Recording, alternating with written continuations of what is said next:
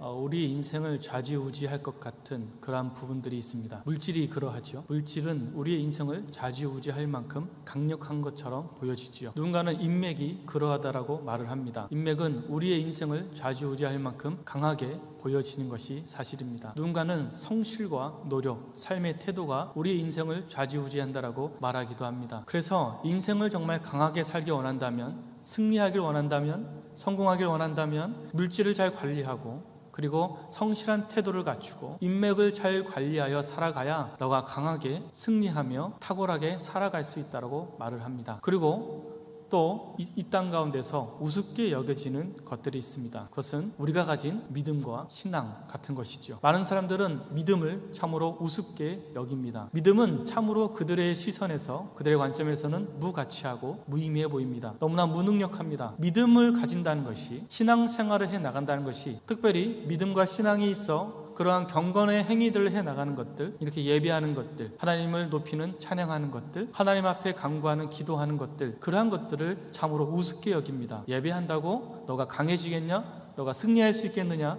너가 성공할 수 있겠느냐? 기도한다고 어떠한 변화가 있겠느냐? 찬양한다고 너의 삶에 극적인 기적이 일어나겠느냐라고 우스워 여기는 것이 사실입니다. 그래서 세상은요, 하나님을 의지하지 않고 자신의 힘으로 살아가는 것을 더 대단하다라고 말합니다. 참으로 성실하게 애써서 자신의 힘만으로 많은 것들을 일궈내는 삶을 대단한 자라고 말하고요, 반대로 하나님을 의지하여 하나님을 존중하여 하나님을 경외하여 사랑하는 자를 우습게 여깁니다. 정말 나약하기 때문에 하나님을 의지하는 것이고, 뭔가 유행을 바라기 때문에 하나님을 의지하는 것이고, 무엇인가 말도 안 되는 기적을 바라기 때문에 하나님을 의지하는 나약하고 빈약하기 바 없는 그런 존재로 생각을 합니다. 그러나 오늘 우리 본문을 통해서 우리는 다시금 깨달을 것이 있습니다. 그것이 무엇이냐면, 정말 강한 것이 무엇이냐, 정말 우리의 인생을 승리케 해주는 원동력이 무엇이냐, 정말 우리의 인생을 성공하게 해주는 것이 무엇이냐, 이것을 오늘 성경은 분명히 우리에게 말씀해 줍니다. 그리고 반대로 정말 우스운 것이 무엇인지, 정말 약한 것이 무엇인지, 그것이 어떠한 것인지를 오늘 성경은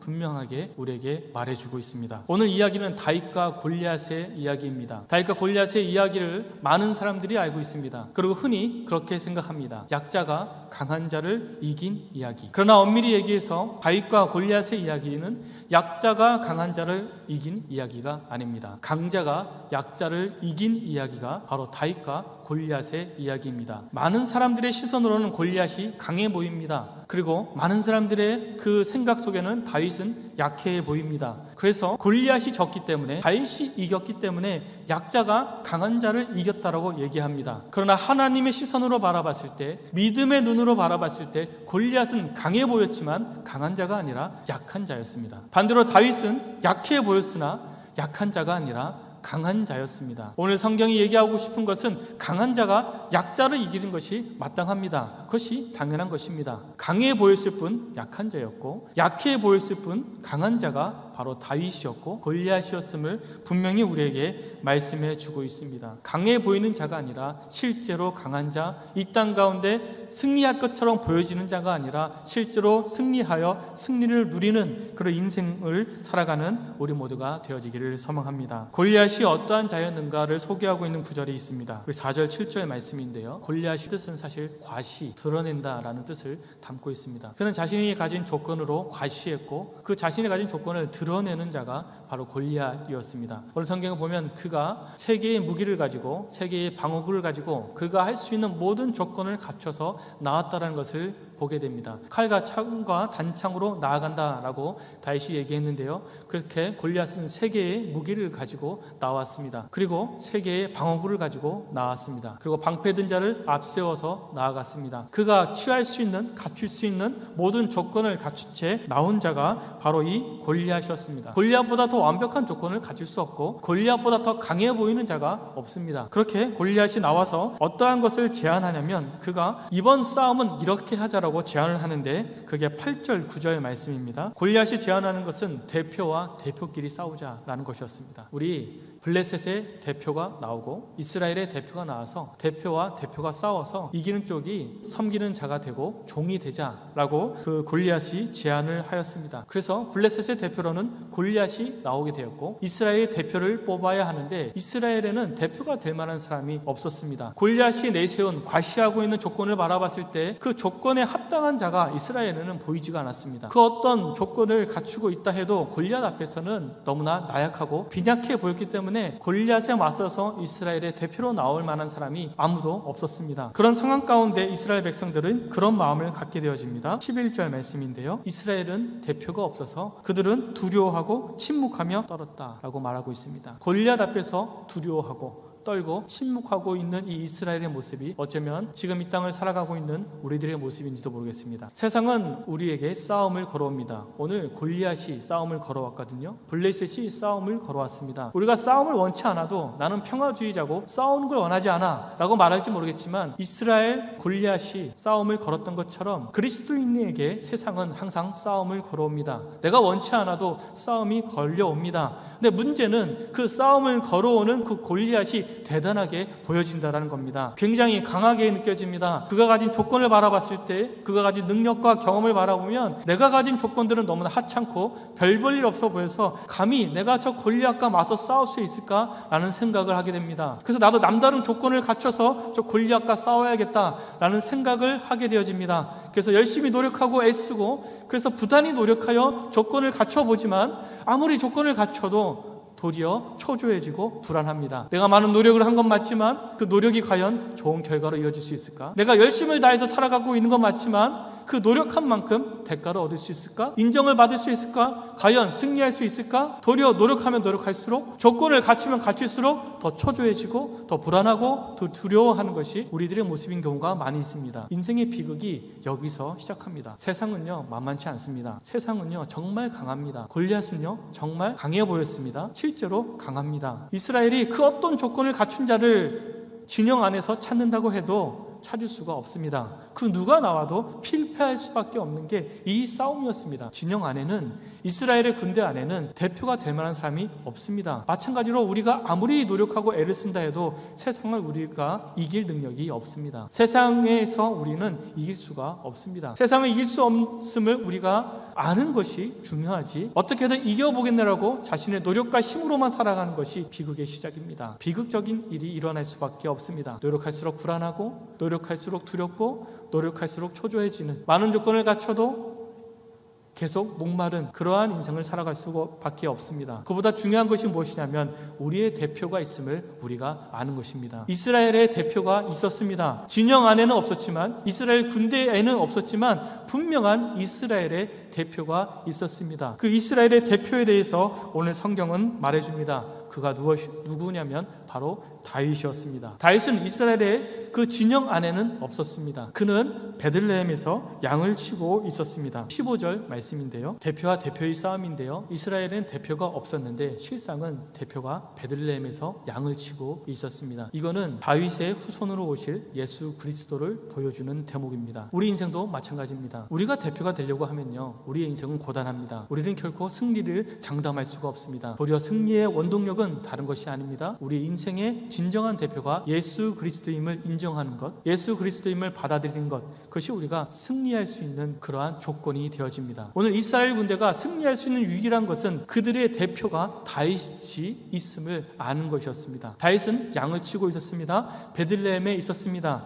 그는 이스라엘의 대표가 되었습니다. 진영으로 오게 되어지는데요. 그가 진영으로 올 때 어떠한 목적을 가지고 오게 되었는지를 보여주는 대목이 있습니다. 18절 말씀입니다. 다윗이 이스라엘의 이제 대표가 되어질 그 다윗이 전쟁터에 합류하게 되었는데 그가 전쟁터에 올 때 아버지의 부탁을 받고 오게 되어집니다. 그가 빈손으로 오지 아니하고 치즈 10덩이를 가지고 형들의 안부를 묻기 위해서 왔다라고 말하고 있습니다. 여기서 안부를 묻다라는 걸 원어로 보면 잘 아시는 샬롬이라는 단어입니다. 평안이죠. 평안을 주기 위해서 온 것입니다. 예수 그리스도께서는 생명의 떡이 되어서 이 땅 가운데 우리를 위해 찾아오셨습니다. 우리를 위해서 왜 찾아오셨느냐? 우리의 안부를 묻고 우리의 안녕을 확인하기 위해서 오신 분이 우리 예수 그리스도입니다. 하나님은요 우리의 삶에 관심이 많으십니다. 전쟁터에 그냥 내버려 두지 않는 것이 우리 하나님이십니다. 다윗을 치즈 10덩이를 가지고 안부를 묻기 위해서 보내주었던 것처럼 하나님께서는 우리가 이 땅 가운데 살아갈 때 우리의 안부를 묻고 우리의 안위를 살피시는 분이 우리의 하나님이심을 믿을 수 있기를 소망합니다. 그렇게 다윗이요 전쟁터에 합류하게 되었고 그가 골리앗이 하나님을 모독하고 조롱하는 소리를 듣게 되어집니다. 그래서 그가 대표로 나아가겠다 결단을 하고 나아가려고 할 때 그 다윗이 대표가 된 것을 불만을 가지고 불만을 토로했던 자들이 있습니다. 다른 사람이 아닌 다윗의 형들이었습니다. 28절 말씀인데요. 다윗이 대표로서 싸움을 하려고 할 때 가장 큰 힘이 될 것 같고 자기에게 격려해주고 그러한 역할을 감당해 줄 것 같던 자신들의 가족이 도리어 만류하였습니다. 만류의 정도가 아니라 비난하고 조롱하였습니다. 예수님께서 인류의 대표로서 구원의 사역을 감당하고자 공생애를 시작할 때 힘이 되어줄 것 같던 가족들이 반대하며 나섰습니다. 심지어 예수를 가리켜서 미쳤다라고 얘기한 게 예수님의 가족들입니다. 마찬가지로 대표가 되어질 때 다윗은 그런 조롱을 당했고 모독을 당했지만 그는 그러한 상황 가운데서도 변치 아니하고 변개치 아니하고 묵묵히 대표의 역할을 감당해 내셨습니다. 예수님께서도 그러하셨습니다. 많은 조롱과 모독이 있었지만 그러한 것에 아랑곳하지 않고 인류의 대표로서 구속사역을 감당하기 위해 묵묵히 나아갔던 분이 우리의 대표 예수 그리스도입니다. 그렇게 다윗은 골리앗 앞에 서게 되어집니다. 근데 골리앗 앞에 선 다윗의 모습은 너무나 초라해 보였습니다. 그 초라해 보이는 빈약해 보이는 그 다윗의 모습을 보면서 골리앗이 이렇게 조롱합니다. 43절 말씀인데요. 골리앗이 바라보기에 다윗은 너무나 연약해 보이고 보잘것없어 보였습니다. 볼품없어 보였죠. 막대기를 들고 나무를 들고 온 다윗의 모습을 보니 너무나 가짜나서 그는 조롱하고 모독하였습니다. 예수 그리스도께서 십자가를 짊어지고 골고다 언덕에 올랐을 때 많은 사람들은 조롱하였습니다. 그가 무슨 구원자냐? 그가 무슨 승리를 가져다 줄 우리의 메시아냐? 라고 조롱하고 그렇게 멸시하였습니다. 누가 봐도 그렇게 삐쩍 마르셔서 그 나약할 그지없는 몸으로 십자가를 짊어매고 올라가는 그 모습 앞에 누가 희망을 보고 소망을 보고 승리를 예견할 수 있을까요? 너무나 나약하고 빈약해 보였던 모습이 바로 우리 예수님의 모습이었습니다. 마찬가지로 다윗은 너무나 연약해 보였지요. 약해 보였습니다. 그러나 다윗은 약해 보였지만 약해 보였을 뿐 진짜 약한 자가 아니었습니다. 실제로 다윗이 얼마나 강한 자인지를 설명해 주고 있는데요. 47절 말씀입니다. 칼과 창과 단창으로 되어지는 것이라면 골리앗이 강한 게 맞죠. 골리앗은 칼과 창과 단창이 있습니다. 근데 오늘 다윗은 분명하게 말합니다. 전쟁은 칼과 창과 단창으로 이루어지는 것이 아니라 여호와께 속한 것, 전쟁의 승패가 여호와께 속한 것임을 분명히 말해주고 있습니다. 그래서 전쟁에서 중요한 것은 여호와께 속해 있느냐, 이게 중요하다는 것이죠. 너희의 대표가 여호와께 속해 있느냐, 이게 중요하다는 것입니다. 골리앗이 대단해 보였지만 실제로 강해 보였지만 그는 여호와께 속한 자가 아닙니다. 그러기에 그는 약한 자이지요. 왜요? 전쟁은 여호와께 속한 것이기 때문에 그렇습니다. 다윗은 너무나 연약해 보였습니다. 가장 약체 중에 약체였습니다. 그러나 그는 약체가 아니었습니다. 약한 자가 아니었습니다. 왜냐하면 그는 여호와께 속한 자였기 때문에 그렇습니다. 기름 부음 받은 자 그리스도라는 뜻이잖아요. 다윗은 기름 부음 받은 자, 여호와께 속한 자였습니다. 여호와께 합당한 자였습니다. 그래서 그는 승리할 수밖에 없는 강한 자였음을 분명히 말씀해 줍니다. 우리 예수 그리스도는 여호와께 속한 자잖아요. 하나님의 아들이시잖아요. 그 누구보다도 가장 강한 자잖아요. 그 예수 그리스도가 우리의 대표임을 믿을 수 있기를 소망합니다. 오늘 다윗은 이스라엘의 대표였고 그는 가장 강한 자였습니다. 그리고 대표로서 그는 승리하게 되었습니다. 대표와의 전쟁에서 승리했다는 것은 대표끼리의 승리로 끝나는 것이 아니라 이스라엘 블레셋 전체의 승리로 이어지고 있음을 성경이 말해주고 있는데요. 52절 말씀입니다. 분명 좀 전까지 이스라엘 군대는 두려워 떨고 있었습니다. 침묵하고 있었습니다. 근데 오늘 그 침묵을 깨고 환호하며 블레셋을 쫓아가고 있습니다. 그리고 크고 작은 승리들을 맛보고 있습니다. 대표가 승리했기에 그 이하 이스라엘 군대가 승리하고 있음을 말씀해 주고 있는 것입니다. 마찬가지입니다. 우리의 대표 되신 예수 그리스도께서 십자가에서 승리하셨나라고 고백하고 있습니다. 승리를 선언하고 있습니다. 그 얘기는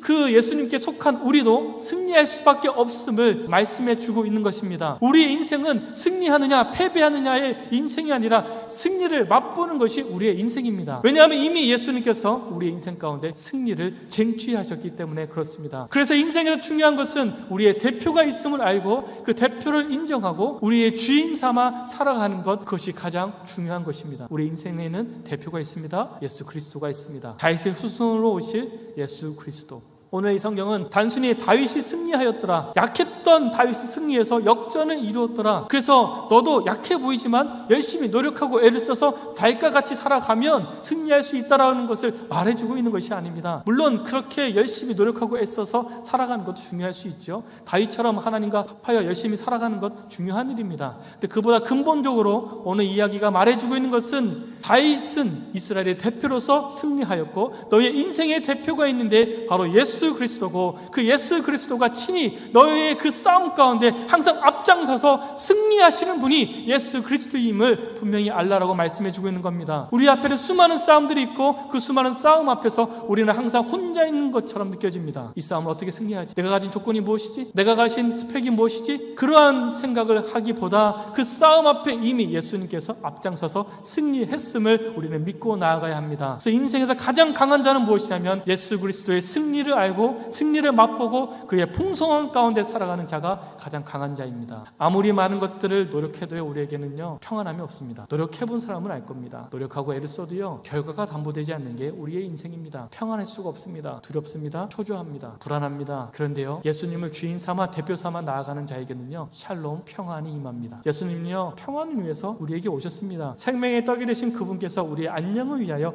오셨습니다. 우리의 일거수일투족에 관심이 많으십니다. 감시하려고가 아니라 우리를 도와주시려고, 우리를 붙돋아 주시려고, 이미 내가 쟁취한 승리를 너가 맛보라고 지금도 말씀해 주고 있는 분이 우리 예수님이십니다. 그래서 우리는 말씀을 통해서 예수 그리스도를 묵상하면서 이미 하나님께서 승리하신, 예수님께서 쟁취하신 그 승리를 맛보아야 합니다. 말씀을 통해서 단순히 우리가 도덕적이고 윤리적인 것들을 깨달아서 그래 윤리적으로 도덕적으로 살아가야지, 내가 더 노력하며 살아가야지, 그 정도의 수준으로 살아가는 것이 아니라 말씀을 통해서 우리는 예수님을 바라봐야 되고, 예수님이 이미 우리의 삶 가운데 함께하고 계시고 이미 승리를 주시고 우리의 미래는 잘 될 수밖에 없다, 예수님이 이미 승리를 예고하고 계신다라고 믿고 나아가야 됩니다. 그래서 말씀을 통해서 항상 예수님을 바라볼 수 있기를 소망합니다. 우리 안에 이미 승리를 주신 예수님을 깨달을 수 있기를 소망합니다. 그렇게 살아가는 것이 가장 강한 자입니다. 정말 인생에서 승리하는 것,